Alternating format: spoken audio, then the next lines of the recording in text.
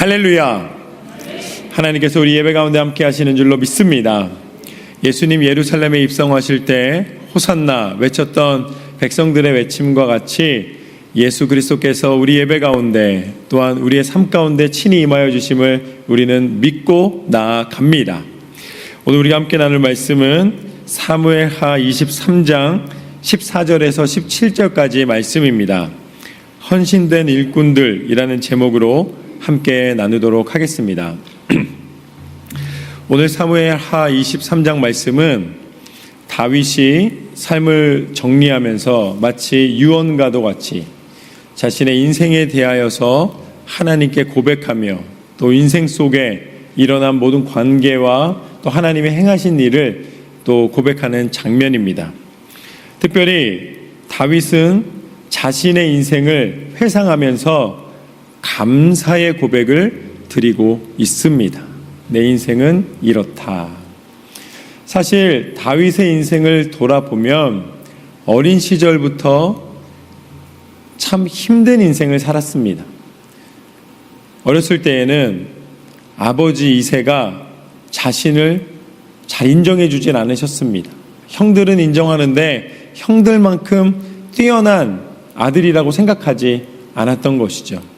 그리고 다윗이 골리앗을 물리쳤을 때에도 그렇게 용맹스러운 군사로서 용사로서 이제 세움을 받았을 때에도 오히려 자신의 용맹함과 자신의 성과 때문에 왕이었던 사울의 미움을 받았습니다. 심지어는 사울의 딸과 결혼을 하여서 사위가 됐는데도 오히려 그것을 이용해서 이 사위, 이 어떤 다윗을 죽이려 하는 그런 위협 속에서 살아가야만 했습니다. 또한 다윗은 통일 왕국의 왕이 되는 그 명예를 누리기도 전에 아들끼리 서로 싸움을 가지고 서로를 다투고 죽이고 또 아들 중에는 다윗에게 반란을 하여서 이제 다윗의 마음을 아프게 했을 뿐만 아니라 다윗의 인생 가운데 과연 내 인생이 정말로 축복된 인생이 맞는가 눈물로 지새우는 날이 하루 이틀이 아니었습니다. 마치 그것의 보상이라도 받고 싶은 듯이 다윗은 가장 충성스러운 신하였던 우리아의 아내를 범하게 되고 잔인한 죄인의 모습으로 또 아들을 잃는 하나님 앞에 책망을 받는 그런 상황 속에까지 놓이게 되었습니다. 마지막 아들이었던 솔로몬에게 왕위를 물려주기까지도 끊임없이 자식들 간의 다툼이 있었고 괴로운 나날이 가득하였습니다. 그런데도 불구하고 다윗은 자신의 인생을 무엇이라 표현하는가? 다윗은 이렇게 자신의 인생을 표현합니다. 나의 인생은 아침 햇살과도 같고 나의 인생은 구름 없는 하늘과도 같고 나의 인생은 비 온 뒤에 개인 땅의 풀과 같다라고 고백을 합니다. 다윗이 어찌하여서 그렇게 힘겹고 고난의 연속인 인생이었음에도 불구하고 그가 그 고백 가운데 감사를 고백할 수 있었는가? 그는 하나님을 신뢰하였기 때문입니다.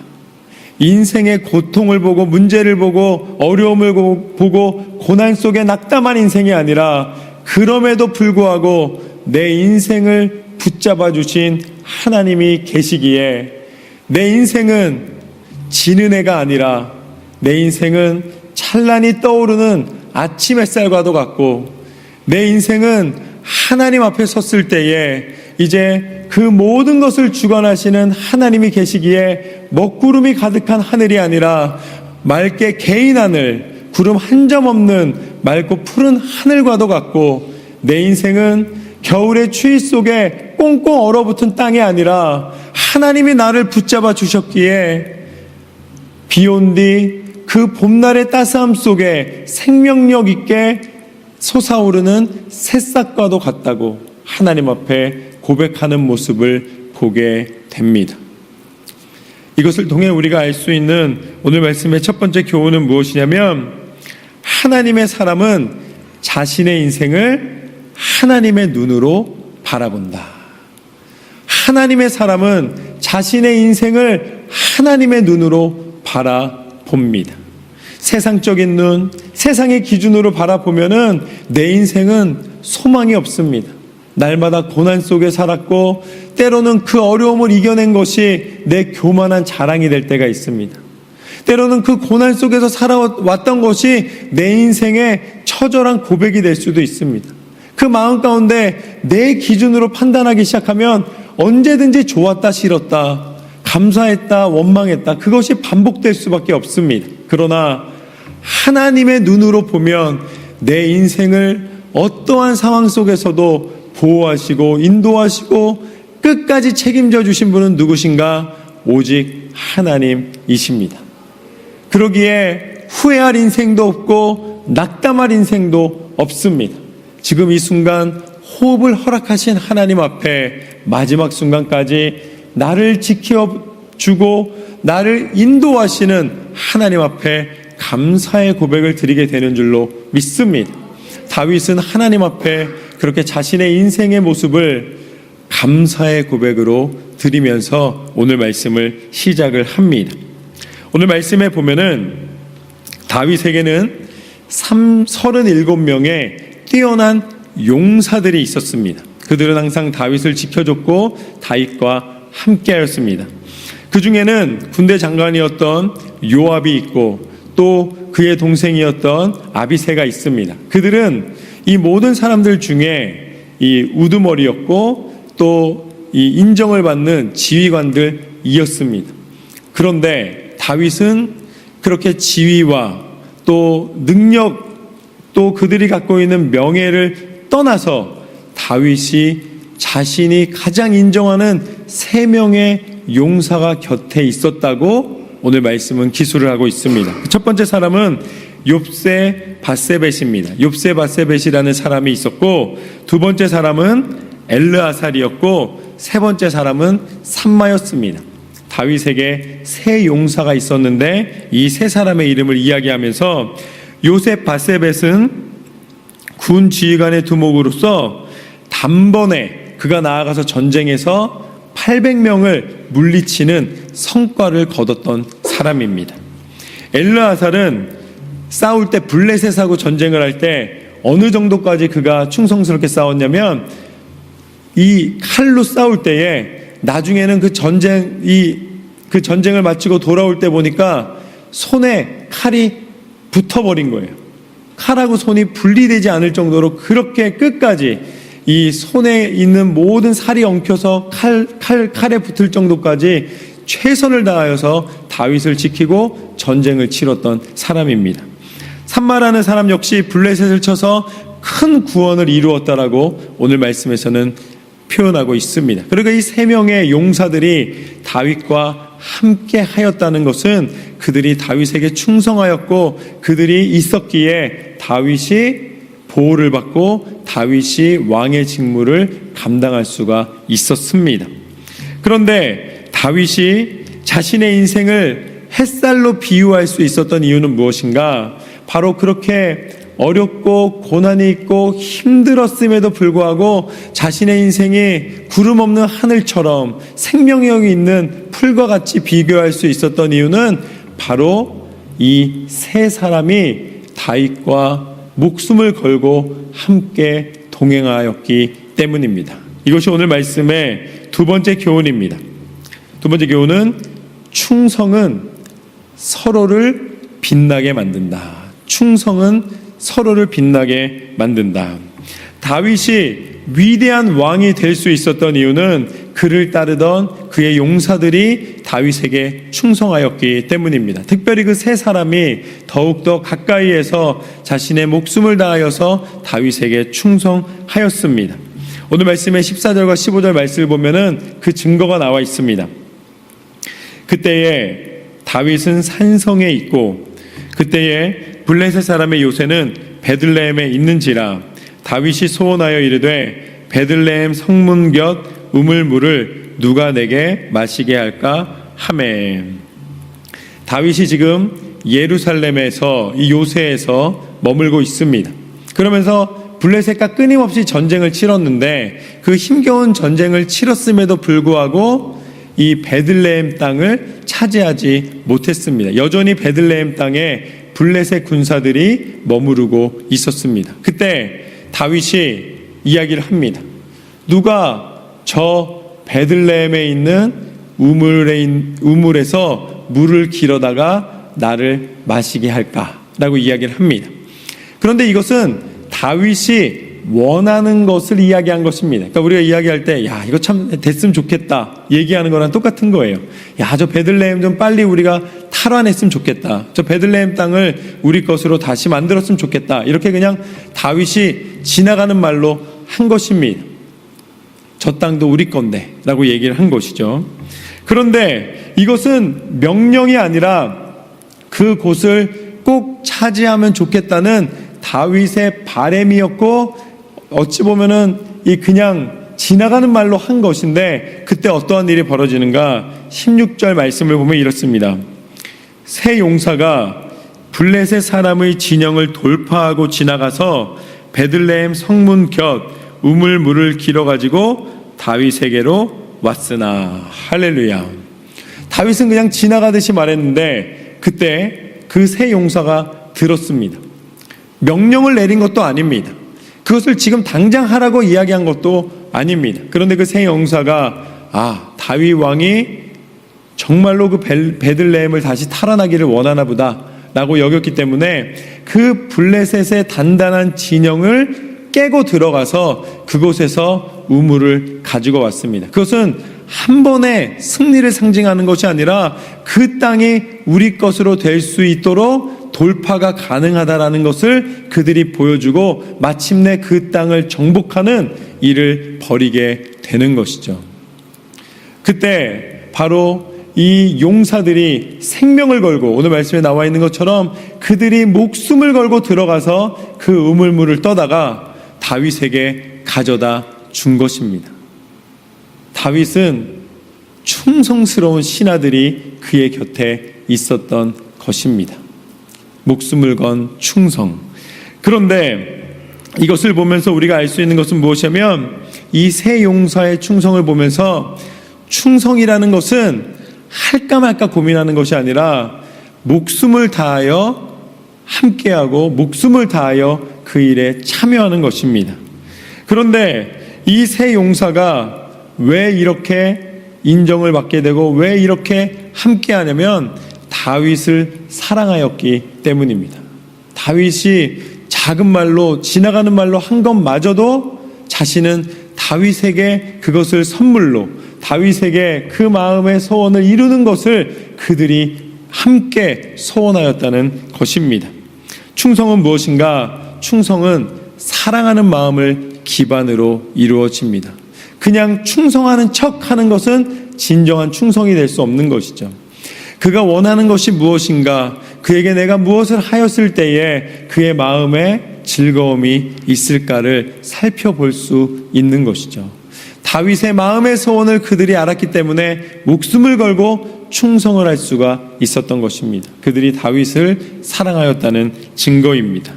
그렇기 때문에 16절 후반부부터 다시 보면은 16절 후반부에 보면 다윗이 마시기를 기뻐하지 아니하고 그 물을 여호와께 부어 드리며 이르되 여호와여 내가 나를 위하여 결단코 이 일을 하지 아니하리이다.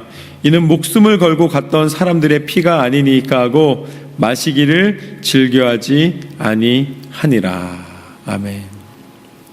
다윗이 그 가지고 온 물을 받은 다음에 그 물을 그냥 마실 수가 없었습니다. 그것은 무엇인가?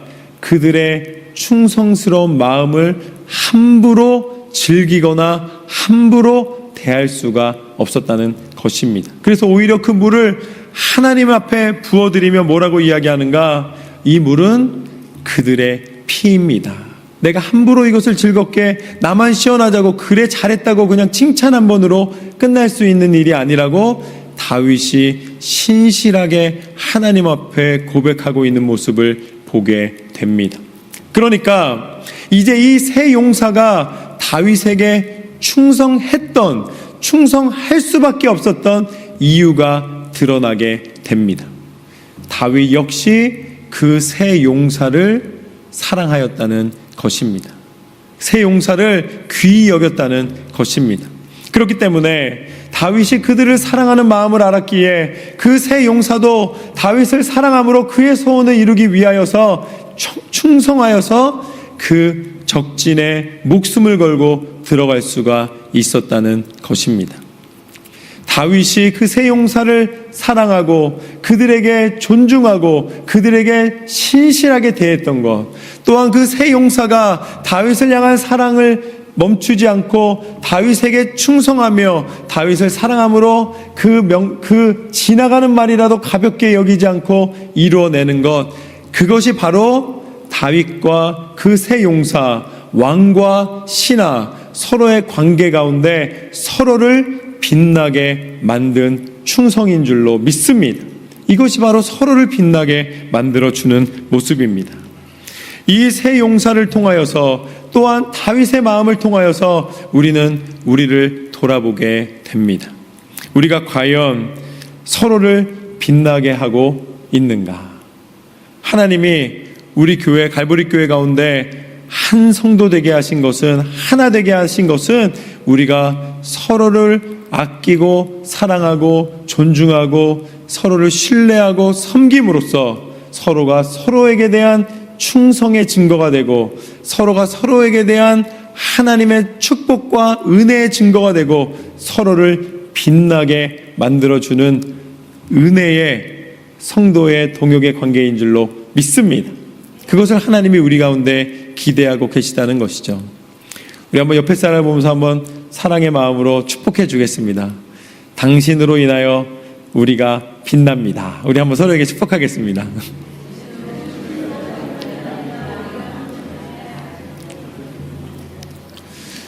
충성은 서로를 빛나게 만듭니다.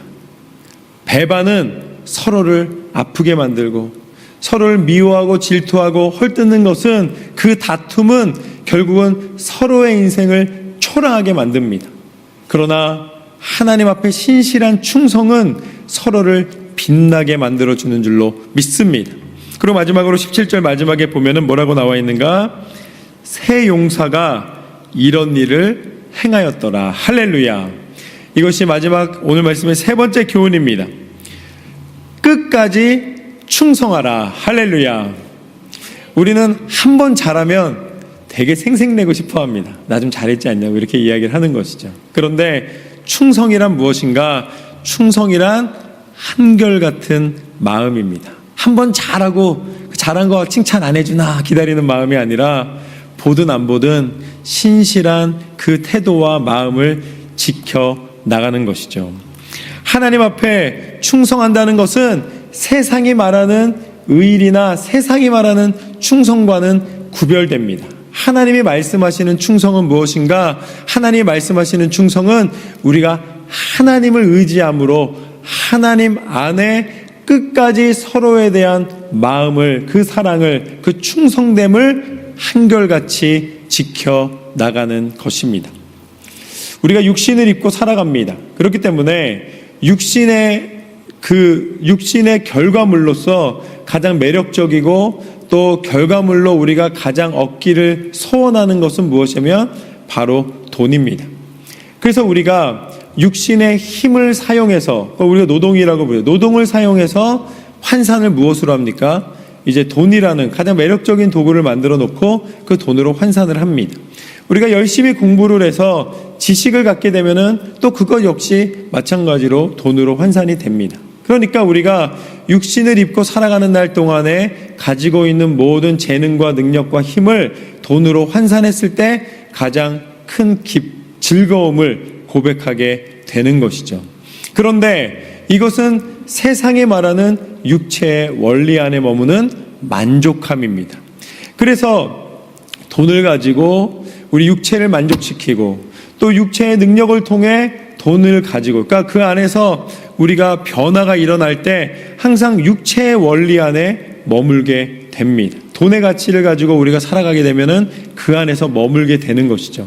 그런데 성경은 분명히 우리에게 말씀해 주시고 계십니다. 우리는 육체의 존재가 아니라 흙으로 지음을 받았지만 흙으로 지음을 받은 후에 하나님의 생기로 다시 영적인 존재로 하나님이 우리를 세상 가운데 생명의 존재가 되게 하신 줄로 믿습니다. 그렇기 때문에 우리는 단순히 육체의 존재가 아니라 우리는 생명의 존재, 영적인 존재입니다. 그래서 우리는 세상의 원리 안에서 육체의 힘과 육체의 지식을 돈으로 환산하는 걸로 끝나는 인생이 아니라 우리는 그것을 넘어서는 하나님이 우리를 지으신 영적인 존재로서의 영적인 각성과 영적인 가치를 고백하며 살아야 될 줄로 믿습니다. 그래서 이 로마서 8장 말씀에 보면은 육체에 거하는 사람은 육신의 일로 결국은 사망이라는 끝 지점에서 그것이 다 아무것도 아니었음을 고백하게 된다고 말씀을 해 주십니다. 그렇지만 우리는 영적인 존재이기 때문에 그 육체를 떠날 때에 육체 안에 머물던 인생은 공허함으로 아무리 돈을 많이 가지고 아무리 많은 소유를 한다 할지라도 그것이 바람과 같이 지나가는 것을 마지막 순간에 허탈함으로 고백하는 인생이 아니라 하나님이 주신 영적인 존재로서 영원한 생명, 영원한 가치, 영적인 충성과 영적인 능력 안에 하나님이 우리를 고백하게 하시는 줄로 믿습니다. 그렇기 때문에 우리는 돈으로 끝나는 인생이 아니라 오히려 그 돈을 가지고 하나님이 뜻하신 영적인 일을 행하는 것입니다. 우리의 육신의 힘을 가지고 돈을 버는 인생이 아니라 그것을 가지고 하나님의 영적인 지도에 의해서 영적인 뜻에 의해서 하나님이 원하시는 분량에 이르기까지 우리가 행하고 자라는 영적인 삶을 꿈꾸며 살아가게 하시는 줄로 믿습니다. 그래서 그리스도인은 돈에 충성하는 사람, 세상의 명예에 충성하는 사람이 아니라 영원한 생명을 허락하신 하나님 앞에 충성하는 사람입니다. 그래서 그리스도인의 충성은 세상에 머무는 의리나 세상적인 충성, 그것이 아니라 세상적인 충성은 때로는 악한 일에도 사용될 때가 있습니다. 그러나 우리의 충성, 그리스도인의 충성은 영원한 생명의 충성, 영적인 충성을 하게 됩니다. 그것은 무엇이냐면 이 충성은 한결같을 뿐만 아니라 끝이 없는 충성이라는 것입니다. 하나님이 우리 가운데 허락하여 주신 끝이 없는 사랑의 이 소통이라는 말씀입니다. 그래서 이것을 어디에 적용할 수가 있는가? 부부가 서로 영적인 충성을 하시기를 주님의 이름으로 축원합니다. 육체적인 충성을 하면 맨날 싸워요. 왜냐? 돈의 원리 때문에. 통장에 돈이 없으면 그때부터 기분이 안 좋아요. 그래서 밥을 해도 맛이 없고 그래서 항상 다툼이 있습니다. 그러니까 세상의 원리 안에 머무는 충성은 끝이 있는 충성입니다. 그리고 결국은 그 싸움으로 끝나게 됩니다. 그렇지만 영적인 충성은 무엇인가? 우리를 맺어주신 첫날의 고백, 하나님이 함께하게 하여 주셨다는 그 고백을 한결같이 변함없이 고백하며 하나님 앞에 충성함으로 서로가 하나님이 사랑하시는, 하나님이 기뻐하시는 가정을 이루게 하시는 줄로 믿습니다.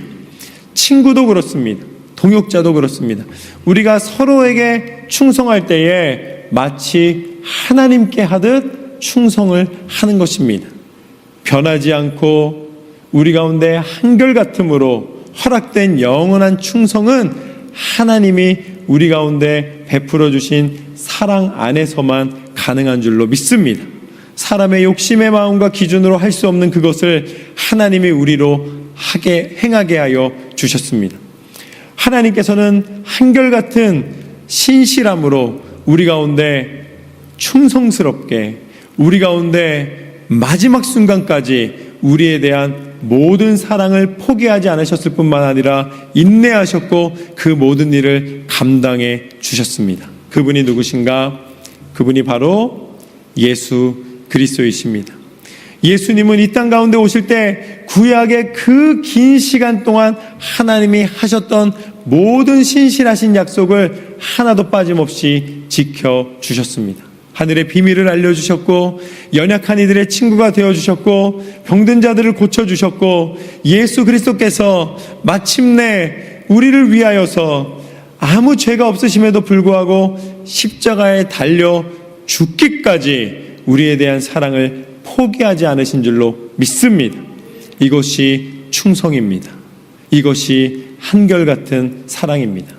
우리가 서로에 대한 사랑을 인간적인 힘으로 하려면 할 수 없으나 예수님의 십자가를 고백할 때에 우리는 서로를 용서하고 서로를 위하여 기도하고 서로를 위하여 신실함으로 충성된 삶을 살아가게 하시는 줄로 믿습니다. 그로 말미암아 예수 그리스도의 부활의 은혜와 능력이 우리 가운데 허락되었습니다. 이제 우리가 하나님 앞에 신실한 삶, 충성된 삶을 살아가는 것은 이 땅의 사망으로 끝나는 삶이 아니라 영원한 하나님 나라의 천국 복음으로, 천국의 은혜로 우리를 이끌어 주셨기에 우리는 날마다 영원한 생명의 은혜를 바라보며 충성스러운 삶을 살아가게 하신 줄로 믿습니다. 영적인 충성으로 하나님 앞에 나아가시는 삶이 되시기를 주님의 이름으로 축원합니다. 오늘 말씀을 통해 우리는 세 가지의 헌신된 삶, 충성된 삶을 함께 보았습니다. 첫 번째는 하나님의 사람은 자신의 인생을 하나님의 눈으로 바라본다. 나를 인도하시는 신실하신 하나님 앞에 후회하는 인생이 아니라 감사하는 인생으로 살아가게 되실 줄로 믿습니다. 두 번째, 충성은 서로를 빛나게 만든다. 새 용사가 다윗에게 충성할 수 있었던 이유는 다윗이 그 새 용사에게 신실한 마음, 사랑의 마음, 충성이 있었기 때문임을 보여주셨습니다. 우리가 서로에게 진실한 마음으로 충성할 때에 그것은 손해보는 것이 아니라 하나님이 주시는 서로를 빛나게 하시는 은혜인 줄로 믿습니다. 마지막으로 끝까지 충성하라. 하나님 앞에 믿음으로 살아갈 때에 한순간 한순간 매일매일이 하나님을 기쁘시게 해드리며 한결같은 믿음의 삶으로 날마다 승리하시기를 주님의 이름으로 축원합니다. 기도하겠습니다.